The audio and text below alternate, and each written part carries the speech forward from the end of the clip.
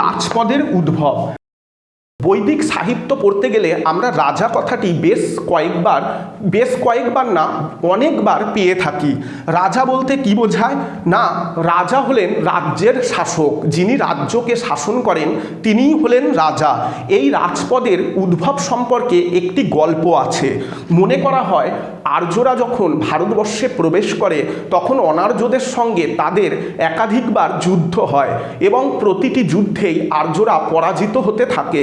তখন যুদ্ধে পরাজয়ের কারণ কি জানার জন্য তাদের মধ্যে সভা বসে এবং তারা এই সিদ্ধান্তে উপনীত হন যে তাদের মধ্যে কোনো দক্ষ রাজা বা নেতা না থাকার জন্যই তারা বারবার যুদ্ধে পরাজিত হচ্ছে।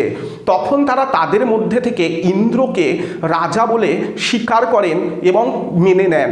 কেননা ইন্দ্র যেহেতু দেখতে সুন্দর ছিল এবং ভালো যুদ্ধ করতে পারত, তাই তারা ইন্দ্রকে রাজা বলে স্বীকার করেন এবং বাকিরাও ইন্দ্রকে রাজা বলে মেনে নিতে দ্বিধাবোধ করেননি। তবে এ তো গেল রাজপদ উদ্ভবের গল্প। ঋগ্বেদে রাজাকে বিভিন্ন নামে উল্লেখ করা হয়েছে, যেমন গোপতি, মহীপতি, নরপতি ইত্যাদি।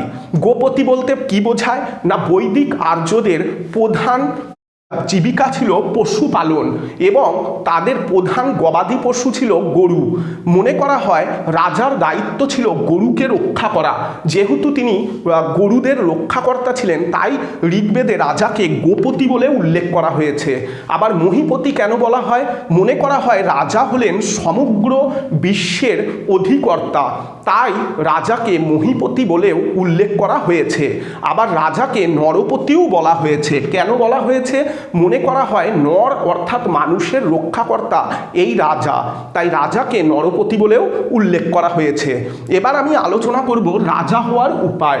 আমরা তো রাজপদের উদ্ভব কিভাবে হয় সেটা জানলাম, রাজার কি কি নাম সেগুলিও জানলাম, যেমন মহীপতি, নরপতি, গোপতি।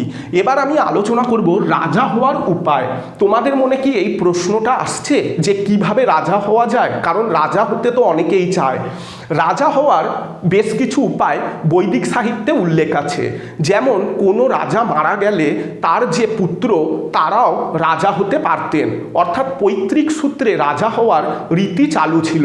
এছাড়াও অনেক সময় কোনো রাজাকে যুদ্ধে হারিয়ে দিয়েও রাজা হওয়া যেত, অর্থাৎ যুদ্ধ জয়ের মধ্য দিয়েও রাজা হওয়ার উল্লেখ ঋগ্বেদে পাওয়া যায়।